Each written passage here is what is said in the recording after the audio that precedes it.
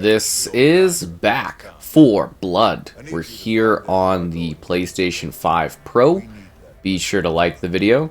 Subscribing is great as well. So this is a game I've played fairly extensively since it initially released on the Xbox side of things. It's quite interesting to be back here taking a look at the game after quite a while. I mean, the full thing has released, it's had all its DLC. They're working on a follow-up. It's quite interesting. This is the spiritual successor to Left 4 Dead, so it's basically Left 4 Dead 3 and all but the name, as much as people will say whatever they want about that particular situation. That is the case here. So the game is a lot more story-focused than, I would say, Left 4 Dead, and the fact that you are a lot more doing missions where narrative is a larger part of this game, which I would have liked them actually to focus a little bit more on just like the replayability angle of it. But I still think it is something that you can replay, you know, over and over again if you so choose. It's just it doesn't lend itself to that because it is so focused on story in comparison to, say, Left 4 Dead, which is an intriguing choice, to say the least. So the game is pretty straightforward. You're moving through this various acts, and if you buy the DLC, there's some extra content. The DLC actually I think is quite worth it in this. It adds some nice content to this one that we went back to after we had, you know, finished the game. We went back and did streams of the DLC stuff, and I found it to be rather rewarding personally. But yeah, you're going in, and you're trying to survive and do these missions for this fort, which is like a stronghold for some of the remaining human survivors, I guess you would say. And the goal is for you to survive, and then as you play, you unlock different cards that allow you to personalize, customize, and get better stuff while you're playing, and every act is sort of a progressional system of building up your abilities, and then when you get to the next act, you kind of start from scratch, but you have like more cards that you like perma-unlock, and it's a whole building of your characters and their abilities and everything like that over the course of the game. So the game will benefit here on the Pro to a degree. I mean, it was already a dynamic 4K at 60 FPS. It's just basically gonna smooth out anything that might have been a little like performance dropping, or you know, it just basically smooths out that 4K at 60 FPS. It was already pretty upper bounds, and it was already running pretty good, so just, you know, anything that wasn't quite there will be there at this point with this release, and I think that's great if you're a fan of this game. It's just going to, in theory, look a little bit better. Yeah, that's essentially the state of things here for this. Running this game on the platform, in case you were wondering. And it feels great with the DualSense and stuff like that. They're definitely taking advantage of it for the PlayStation 5, which was kind of expected. HDR support, pretty straightforward there. What's that? It's a game that I think ran fine, and now it just runs a little smoother, runs a little bit better. That's all you can really ask out of this sort of thing, right? Like, I'm sure in theory there's probably like certain moments where I guess you might notice maybe the resolution drops a little bit or something, but I'm doubtful that will really come up for this game. Like it's just gonna be pretty much 4K 60, which is great, honestly. So the campaign, there's also a multiplayer, which is like a swarm mode. I think it's pretty dead, but like you would compete. One side would play as the swarm, like some of the special infected trying to kill you in an area. The box would like shrink as time went on. The other side was survivors, and then you'd switch. It wasn't, it sadly wasn't as in-depth as the versus mode was for Left 4 Dead. I am hoping if they do a follow-up for this game, well, I mean, they are working on another one, right? Like, we do know that. I am hoping that they do have more of a traditional versus mode. I didn't mind the versus mode in this, but it feels like more of a secondary thing as opposed to the enjoyment of replaying through the campaign, but like having the specials kind of attack you. There's just something about versus mode in Left 4 Dead that is perfect. And this mode I felt a little bit less replayability because it did not have that. I should also mention from a technical standpoint that the game does have the option to adjust like the FOV if you'd like to, motion blur, and there is also a streamer mode, which is appreciated. And the streamer mode is actually working now. Because I remember at launch it was not. It was like playing something by the Hives or something, and I was like, what is this? And I was like, unbelievable. But yeah, it's very much typically like Left 4 Dead. You'll feel right at home if you played those games. You go in from checkpoint to checkpoint to checkpoint, build stuff up, get money, currency, buy things in games. The card system is supposed to add a layer of randomness to the game, and I think it is relatively, like, I believe it is relatively like able to do that, in my opinion. Like, I do think it actually relatively changes up the gameplay enough where you are feeling as though it is fresh every time you kind of go about it, because especially as you play more and you get more cards and more abilities and more things, the more randomness that happens while you're playing. And that in itself is quite exciting. And there's a lot of different difficulty like choices in this game too. Like, it really can amp up in terms of just how challenging the game can be. Like, those higher level things or challenges are just brutal. And that can be a lot of fun too. Like, it really is. It's all set up, I think, pretty well. And there's a good variation of really grotesque looking creatures, and there is a story to this, and the game does offer. I just wanted to end the match and everything like that, but now there's all these things that are going to be coming. Great. Thanks a lot, teammate. I just wanted to get to the next area. Unbelievable. And I think like the game itself is well structured, unique areas, a well set up DLC that expands things. I liked the challenge of this one, the style of it. I thought the campaign was enjoyable. Only issue really is, again, it doesn't lend itself to replayability as well as I think Left 4 Dead does. I even like the characters and stuff too, kind of fun. And you get your supply points that you use to buy things, and it's a really competent, well put together experience. You know, fun 4-player co-op. You can play offline or mostly online as it's designed to be played. The card system mixes things up nicely, creates all these different perks and scenarios. There's corruption cards that adjust things further.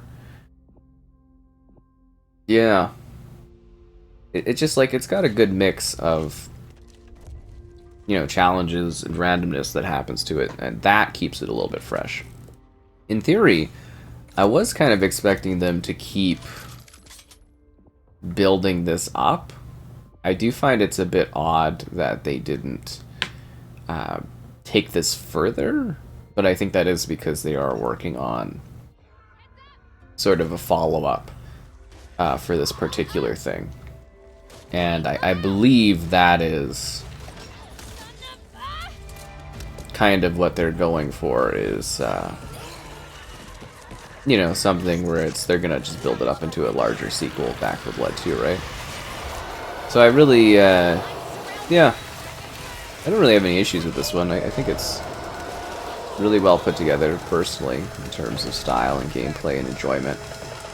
And I think you'll probably feel the same if you haven't played it before. There's some big battle scenarios too, and your bots are, I think, from what I recall, relatively useful and not too annoying. You know, visually, I think this game looks really good.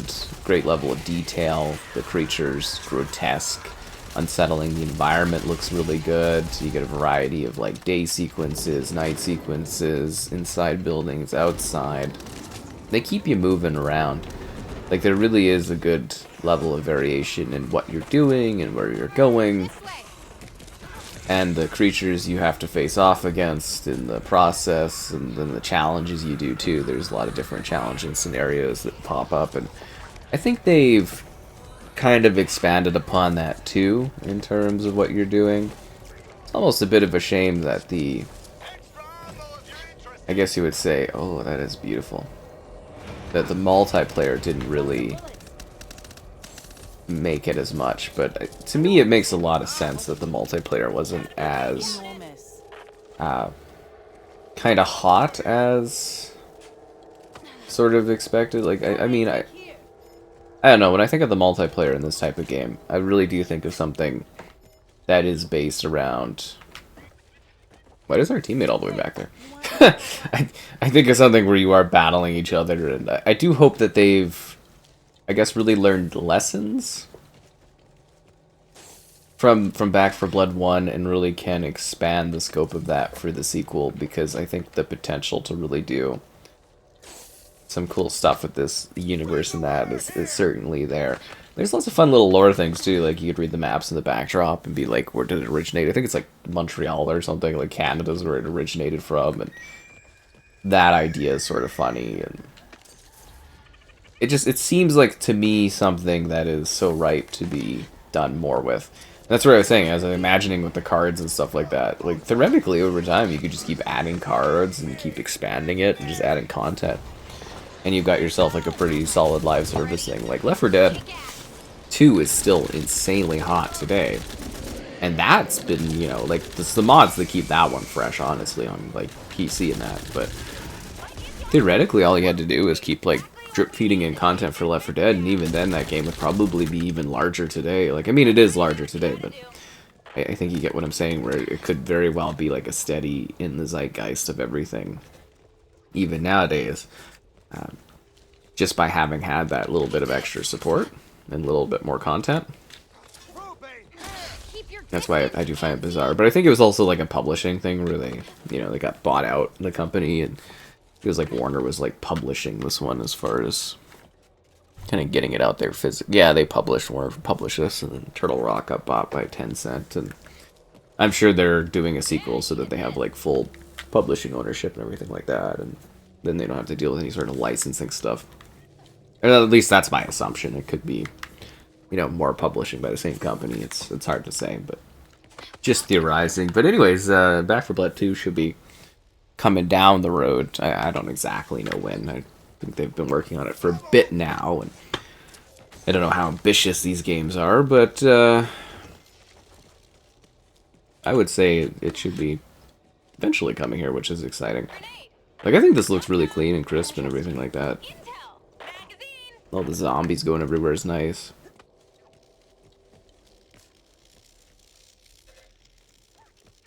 Deliver the supplies. I guess we're just waiting for our squad mate to do their thing. Like, we're not in a rush, but it's also like, I don't think I've had anyone that just kind of sits there and actually, like, really explores the smaller, like, the world of it this much. It's a bit bizarre, honestly. There's not that much to see out there. Huh. Oh, and full crossplay and stuff too, which makes sense for a cooperative game, right? You'd be really struggling. Oh, it's because they left the supply box. I brought mine over. I don't know what my teammate's doing. But yeah, it'd be really weird if this didn't have crossplay in the modern era, because it just makes sense. It also really makes me want another Left 4 Dead. Is what I sit there often thinking about is Left 4 Dead, or even Left 4 Dead 2 just getting ported to the modern platform. I think would be pretty ideal. Yeah, you wait long enough, eventually the game starts spawning an AI to attack you again, special effective, because it just gets bored. As it should. Like, it's weird. It's like, why would you just be standing around doing nothing? Very bizarre, right? What's this guy's angle? Yeah, let's get this generator repaired. But be prepared when you do, because every Ridden in the vicinity is going to come running. I hope so, because I've been waiting for these zombies. I've been waiting for a zombie. I think this game is pretty good. It's also really crazy, the expansion stuff. Like, there's like cultist type things that happen in that. Like, it gets really, really funky and out there And one of the DLCs too wasn't also even like an expansion of areas. It was like this hive sort of concept that I thought was really effective, where you're basically like it integrates these hive type scenarios into existing levels. So when you're replaying them, you might like go off and do this like big hive battle. And I thought that was really effective too. I think this is a pretty great game, honestly. I really enjoyed this one. It was exactly what I was kind of expecting a follow-up to Left 4 Dead to be. It wasn't necessarily on that, like, I think, same level as Left 4 Dead as well, but it was still, like, it's basically exactly what I expected a spiritual successor for Left 4 Dead to kind of deliver and be gameplay-wise. So, I didn't really have issues with this one. I also like the characters quite a bit, too. What's with the twirl? I don't remember a twirly mustache, man. But Holly here, she's always so jolly, what can I say? You know, they got their quirks, and they also talk to each other, too, so you get a little bit of background context, too, in regards to, like, who these characters are, a little bit through their dialogue, which I thought was interesting. But yeah, I do hope they kind of build out the replayability a bit more. Because I don't have an issue with this, but it's just kind of like, you know, when you've done the story content, it's like a little less interesting to do the story content and hear the characters talk, like, narrative-wise, do the same story thing over and over again. Whereas, like, when you play Left 4 Dead, you know, it's like, you're doing, like, a story thing, but, like, it doesn't matter, it's just, like, background noise, sort of, to what you're doing. And it's just more about doing the mission than it is doing a story thing. I don't know, it's weird how that is kind of handled there. But it makes sense, and if you can check out the Swarm mode, I do recommend it. Like, the Swarm mode is pretty great for what it is. Like, it can be really competitive, but it's like good luck, you know, finding players for it nowadays. And the bots stuff isn't ideal either for Swarm mode, personally. But yeah, when we streamed it back at launch and stuff like that, and the beta things, I was like, oh, this is a really cool mode. But it should have been, like, supplementary to a, you know, should have been supplementary to a regular traditional versus. So, basically, I hope they tighten things up for Back 4 Blood 2. I'm looking forward to it. I don't know when it's coming down the road, I just know it's being worked on. And hopefully they deliver something that's fun and enjoyable like this, and maybe just touches upon things that the more traditional Left 4 Dead fans would kind of desire, because obviously I know there was different thoughts people that were like long-term fans had on this one from Left 4 Dead, and I also don't know what they were really expecting either, I guess. I guess that's always a question, as well as what the general audience is sort of hoping for. Because this runs fine, there's nothing inherently wrong with it. Delivers some creatures, enemies. The card system's kind of interesting and mixes things up. It looks good, looks modern. Can mow down a lot of enemies. You're not gonna come in, yeah. I'm covered in guts, great. Da da da da da da da da. Yeah, this looks pretty good on the Pro, but it looked fine on the base PlayStation 5. Prior to, like, you know. But I wanted to check this out because, you know, I enjoy it and stuff like that, and I thought it was a pretty good pick to showcase something that was fun, a little bit different. Really looking for things that can, you know, benefit to some degree with the extra power overhead of the Pro, right? That's kind of always the thing, is what I'm looking for is something unique like this. Back 4 Blood! All these creatures. Oh yeah, the Blue Dog Hollow. This one's always... Actually, this one's usually a bit of a pain because of all the stuff around here and that. I also like that they fixed up, like, the bugs and things, too. Yeah, good luck finishing this without alerting anything. Literally all I do is alert enemies. That's my speciality. And I think I know why. Yeah. Anyways, if you've been looking at playing this, you probably should check it out, I think. I believe it to be a pretty decent game. And unscaling and dropping in, dropping out, shooting enemies, fighting the undead, and working alone with bots or, you know, with others online, which is ideal and more fun, I think.